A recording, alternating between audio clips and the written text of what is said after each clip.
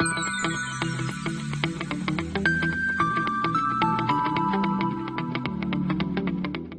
student, my name is Kalal from LG Institute of Engineering and Technology. Welcome to my online lecture series of Basics of Automotive System. And today I will discuss a new chapter, that is a transmission system, or we can say in the transmission system we will discuss that is a new topic, that is gearbox. Okay, so these are the main chapters for exam point of view, or for any of the exams. Okay, so let me discuss about the transmission system. Let me first understand introduction of transmission system. A transmission system is use a clutch, gearbox, propeller shaft and differential gear to transmit a power from engine to the rear wheel. Okay, so what happened in that case? The transmission system use a clutch. Okay, in that case one clutch is there, gearbox is there, propeller shaft and differential gear to differential gear, and it is used in combine all this component, and it is used to transmit a power from engine to the rear wheel. So let me see in the diagram. This is the engine, these are the engine, and these are it is our clutch, and it is our transmission system, and it is our drive shaft, or we can say propeller shaft, and it is connected to the gearbox and differential mechanism with the help of U joint, or we can say universal joint. The function of universal joint is nothing but it is used to transmit a power at some angles, okay, or we can say 10 to 15 degree, and it transmit a power to differential mechanism. Differential mechanism nothing but it is a gearbox system to multiply the torque of the our powers which comes from the engine, okay, or which comes from the engine, and it transmit to the rear wheel. Okay, so these are the our function of the transmission system. In that transmission system's main component is a clutch, gearbox, propeller shaft and differential gear. These four are the component of in the transmission system. But in this chapter we discuss about the gearbox only, okay, because these are the separate chapter. Propeller shaft, differential gear and clutch is a separate chapter. So in our syllabus in transmission system we have a gearbox chapter. So basically this gearbox is a divided into the two categories, or we can say manual type, and we can say automatic type or semi-automatic type. Okay, the power may be transmitted to the rear or front, or we can say all four wheels, depending on the drive used. So which type of drive is used in a vehicle, that means it depends on the power is transmitted to that rear side of wheel only, or front side of wheel only, or we can say all four wheels of vehicles. Okay, next is the clutch and gearbox varies the ratio of torque output to the torque input. That means that clutch and gearbox, the function of clutch or gearbox is to multiply the torque, or we can say it varies the torque whatever we require. That means it is the ratio, torque output divided by torque input. Okay, torque input. That means this ratio can vary with the help of this gearbox and clutches. Okay, the function of that gearbox and clutches. That means by using of the gearbox we can vary the torque and torque of the engine. The propeller shaft the propeller shaft transmit the final drive to the rear axle from the gearbox. That means the function of propeller shaft written here, the propeller shaft is nothing but it is transmit a power to the final torque to the rear axle. That means final torque comes from that gearbox and it transmit to the this rear axles with the help of this propeller shaft. Next is differential gear. Differential gear, the function of differential gear is nothing but it is a equally distribute the final torque which comes from that gearbox, which divide the on the wheel, or we can say road wheel, by the help of this differential gearbox. And another function of differential gear is to difference the speed while you taking a turn. That is the main difference function of that gear. Okay, these are the various functions of the various systems, or we can say component, like a gearbox, propeller shaft, differential gear and clutches. Okay, the function of transmission system, it disconnect the engine from driving wheel when it required. That means the transmission system is used to connect and disconnect disconnect the engine to the driving wheel. Suppose these are our engine shaft. Okay, this is our engine shaft, and this is our driving wheel, okay, where we mountain the differential and rear axle. So that means it connection of these two, okay, it connected and disconnected with the help of this transmission system. The function of transmission system is to connect and disconnect this uh, engine to the rear wheel. Next, if the engine is connected to driving wheel when it required, that means whenever it required, it connected, okay, with the help of clutch. We mount the clutch here, okay, after the engine shaft. Next is it change the ratio of output to the input whenever it required or our according to our desire. It turns the drive through the right angles. It turns, that means the power is coming from in longitudinal way, or it transmit to that real at 90 degree. That means it turns the drive through the 90 degree.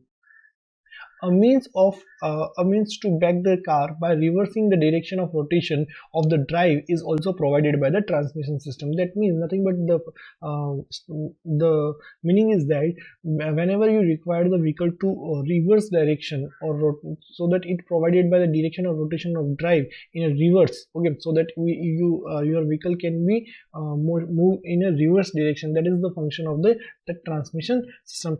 How it takes reverse, let we understand in our next slide. Okay, the main question is necessity of the transmission system. Why it is required of transmission system?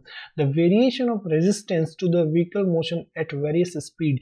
That means our requirement is that the vehicle have a various types of speed, not at constant speed. That means our requirement is that if the vehicle will move at 60 degree, vehicle will move 60 kilometer per hour, or we can say 10 kilometer per hour, or we can say 150 kilometer per hour, or we can say 200 kilometer per hour. That means our desire is that the vehicle will move have a different speed according to our requirement. That is the necessity. That's why we use a transmission system, or the necessity of the transmission system.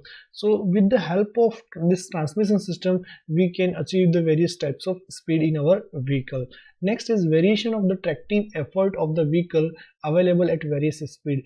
That means the tractive effort, we obtain a variation of tractive effort of the vehicle available at various speed, so that at different speed we obtain a different tractive effort. That, so just remember the one formula to conceptual the all the things.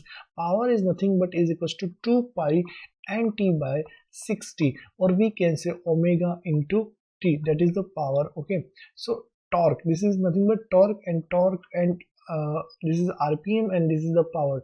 That means our transmission system fully work on power, rpm and torque. Okay, so if we increase the torque, that means rpm is decreases. Okay, if we decrease the rpm, in our hand, that we can reduce or increase the rpm. If rpm is increases, torque will be reduced. Okay, if torque is directly proportional to the power, if torque is increases, power is increases. So this is the main concept which keep in our mind. Okay, so let me discuss how it is there. It all things happen by the using of the gear train mechanism, which we'll study in the previous semesters gear train chapters. Okay, how torque will be increases and decreases by using of different gear train mechanism.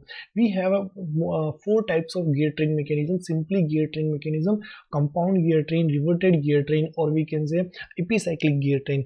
But if we use the simple gear train, just only use of this simple gear train is nothing but it gives the direction of that motion of the final gear. That is your desired gear, this is the driver, and this is our driven gear. Okay, suppose driven gear, and this is a driver gear. So by using, if you use the simple gear train, that means the ratio is, suppose gear number 1, 2, 3, 4 and 5, then that means n1 by n5 is nothing but t5 by T1. That means in simply gear train, it depends on the teeth ratio of final and initial gear. That does not the meaning of that 2, 3 and 4 gear. That means not much more importance of that type of gear, and your vehicle pickup, not more increases. Okay, so just it gives a direction. So we use the simply gear compound gear tend to increase or decrease the torque, as well as to increase or decrease our mileage, or we can say pickup, not mileage, pickup of the vehicle. That means within seconds, or within some seconds, the vehicle will be moved at a high speed. That is achieved by the compounding gear train. How it is that, suppose this is our gear that have a RPM, and it is attached to the engine, and engine, the RPM is nothing but 1000 to 7000 RPM of the engine, but our requirement of the RPM is 0 to, we can say, 1200 RPM of the our requirement to propel our vehicle. And finally we obtain the 200 to 150 kilometer per hour, or we can say 200 kilometer per hour maximum speed of the vehicle.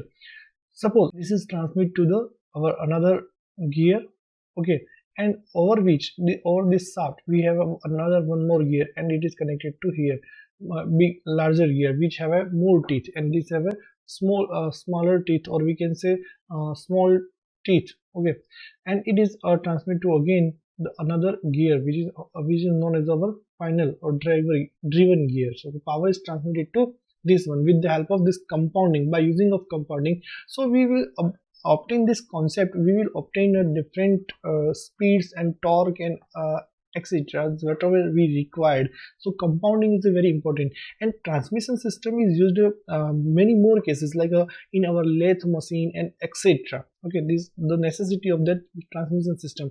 And one more thing, the angular speed ratio is a constant in the transmission system, no slipping is occurs. Okay, next is classification of transmission system. Basically we divided into the two parts of transmission system. One is the manual transmission system.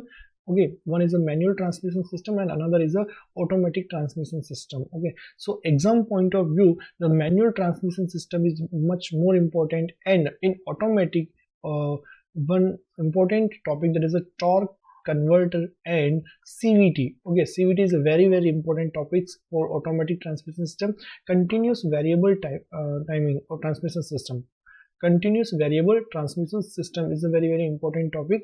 So let me understand one by one, and each mechanism or each gearbox mechanism.